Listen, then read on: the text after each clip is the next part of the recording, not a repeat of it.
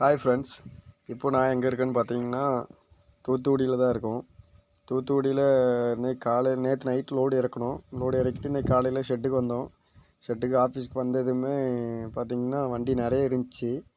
நிறைய இருந்தாலும் கூட நமக்கு வண்டி பெரிய வண்டி, truck toll passing 10 ton passing வண்டி. அதனால் லோடு உடனே கிடச்சிச்சு. நிறைய பக்கம் லோடு இருந்துச்சு. நான் சேலத்துக்கு தான் கேட்டேன். சேலம் இந்த பக்கம் கோயம்புத்தூர் எங்கேயா இருந்துச்சுன்னா தாங்க அப்படின்ட்டு கேட்டிருந்தேன். அதுவுமே சரி அப்படின்ட்டு பார்த்துட்டு இருக்கும்போது சேலம் லோடு கிடச்சிச்சு. சேலம் ஒரு லோடு வந்துச்சு.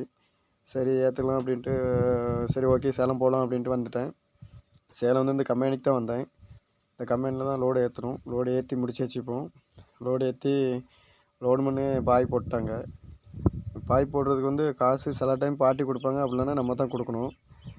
அதுமாதிரி ஏற்று மாமூல் இருக்கும், இறக்கு மாமூல் இருக்கும். அதெல்லாம் கரெக்டாக பார்க்கணும்.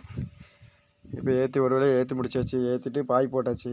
அப்புறம் நம்ம பார்த்திங்கன்னா நம்ம கொஞ்சம் நேரத்தில் வெயிட் பண்ணிகிட்ருக்கணும். பாருங்கள், நம்ம வண்டி வெயிட் பண்ணிகிட்ருக்கோம். இது என்னென்னு பார்த்திங்கன்னா இவே பில் வரும். இவே பில்லில் நம்ம வண்டி நம்பர் கரெக்டாக இருக்கான்னு நம்மளும் ஒரு டைம் செக் பண்ணணும். கரெக்டாக தான் இவே பில் போடுவாங்க. நம்மளும் ஒரு டைம் நல்லா செக் பண்ணிவிட்டு தான் வண்டி எடுக்கணும். பாருங்கள், லோடு ஏற்றி பில்லு வந்துச்சு. சரி கிளம்பலாம். பாருங்கள், இப்படிதான் போயிட்டுருக்கோம். பாருங்கள், பைபாஸில் போயிட்டுருக்கோம். இது எங்கே மதுரைக்கு போயிட்டுருக்கோம். மதுரையிலேருந்து அப்படியே லெஃப்ட் எடுத்து கொஞ்சிக்கலாம். பாருங்கள், போயிட்டுருக்கோம். பாருங்கள் எப்படி இருக்குன்ட்டு. ப்ளஸ் பார்த்தீங்கன்னா நம்ம போயிட்டுருக்கோம். லோடு 10 டன் சொன்னாங்க, ஆனால் 9 டன் தான் இருந்துச்சு. சில கம்பெனியில் என்ன பண்ணுவாங்கன்னு பார்த்தீங்கன்னா 10 டன் சொல்லிவிட்டு 12 டன் ஏற்றிருப்பாங்க. அந்த 2 டன் வாடகையுமே கம்மியாக தான் தருவாங்க. வண்டி இப்படி இருக்குது. ஸோ நம்ம தான் பார்த்து ஏற்றணும். நம்மளுக்கு 10 டன் பாசிங் வண்டினால ஆர்டிஓ பிரச்சனை எதுவும் பார்க்க தேவையில்லை. நார்மலாக போய்க்கலாம். பைபாஸில் நம்ம ஓரளவுக்கு அப்படி 50-60லேயே போனால் தான் மைலேஜ் பார்க்க முடியும். ஆனால் போயிட்டுருக்கோம் பாருங்கள் எப்படின்ட்டு. ப்ளஸ் பார்த்திங்கன்னா இப்போ கொஞ்சம் கொஞ்சமாக ஏற்றதுக்கு ஆரம்பிச்சிச்சு. நம்ம போயிட்டுருக்கோம். ரோடு பார்த்திங்கன்னா நம்மளுக்கு காலையில் தான் இறக்குவாங்க. காலையில் நாளைக்கு வர சண்டே லோடு இறக்குவாங்களா என்னென்னு கேட்டிருந்தோம். லோடு இறக்கி விட்ருவேன் அப்படின்னு சொல்லியிருக்காங்க. பார்த்திங்கன்னா காலையில் 10 மணிக்கு மேலே தான் லோடு பண்ணலாம் வருவாங்க. சரி, நம்ம முடிஞ்ச அளவுக்கு மெதுவாக போய்க்கலாம். எதில் தூக்கம் வருதோ கொஞ்சம் நேரம் தூங்கிட்டு தூங்குகிற இடமும் ரொம்ப சேஃப்டியாக போடணும். சும்மா எங்கேயாவது போட்டுட்ருக்கக்கூடாது. அந்த இடத்துல பார்த்து தூங்கிட்டுருக்கணும். பாருங்கள், இருட்டிருச்சு.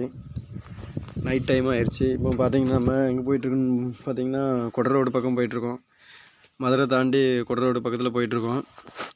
சரி போய்க்கலாம். நம்மளுக்கு எப்படினாலுமே நாளைக்கு காலையில் 10 மணிக்கு தான் லோடு இறக்குறேன்னு சொல்லியிருக்காங்க. சரி அப்படி போயிட்டே இருக்கலாம். பார்த்துட்டு லோடு இறக்கிட்டு நாளைக்கு சண்டேனால லோடு ஆக வாய்ப்பு இல்லை. சரி ஆஃபீஸ் போய்க்கலாம். அந்த மனோ ஆஃபீஸ் போகலாம்.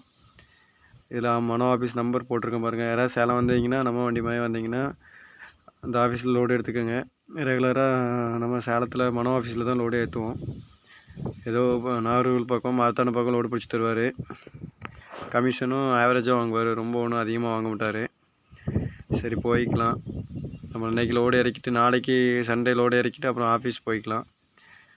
ஓகே ஃப்ரெண்ட்ஸ், பார்த்தீங்கன்னா நம்ம போயிட்டே இருக்கோம். நைட் டைம்னால நம்ம ஸ்லோவாக அப்படியே போயிட்டே இருக்கோம். நல்லா மெலோடி பாட்டு கேட்டுட்டு ஸ்லோவாக அப்படியே போயிட்டே இருக்கோம். பாருங்கள், வண்டி அவ்வளோவா எதுவும் கொஞ்சம் கம்மியாக தான் வண்டி வந்துட்டுருக்கு பைபாஸில். நம்ம அப்படி போயிட்டே இருக்கலாம். இந்த வழியே பார்த்தீங்கன்னா இங்கே டஃபே டிராக்டர் கம்பெனி இருக்குது. ரைட் சைடில் வரும். நம்ம இப்போ போயிட்டுருக்கிறது பார்த்திங்கன்னா ரைட் சைடில் வரும். இங்கே இருந்தால் எக்ஸ்போர்ட்டிங் நிறைய இடத்துக்கு ஆகிட்டுருக்கு. இந்த பாருங்கள், அந்த சைடில் பெரிய பெரிய வண்டி நிற்கிறது எல்லாமே அந்த டஃபே டிராக்டர் ஏற்றுறதுக்காக தான் இங்கே நிற்கி. இது திண்டுக்கல் மாவட்டத்தில் இருக்குது. கொடை ரோடுக்கு கொஞ்சம் முன்னாடி இருக்குது பாருங்கள். இந்த கம்பெனி பக்கத்தில் தான் நம்ம இப்போ போயிட்டுருக்கோம். பாருங்கள், கேஎஸ்ஆர்டிசி பஸ்ஸு போயிட்டுருக்கு. Karnataka bus slipper. இப்போ போயிட்டுருக்கோம். இங்கே இருந்து நிறைய இடத்துக்கு டிராக்டர் எக்ஸ்போர்ட் பண்ணிகிட்ருக்காங்க. நம்ம தமிழ்நாடுக்கும் சரி, அதர் ஸ்டேட்டுக்கும் சரி. இதாக இருக்குது பாருங்கள் டஃபே கம்பெனி.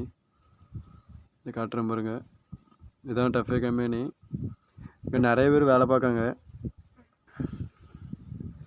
நிறைய பேர் வேலையும் பார்க்காங்க. நிறைய பேர் அதேமாதிரி இங்கே வண்டி நிறைய இடத்துக்கு போயிட்டுருக்கு டஃபே கம்பெனி.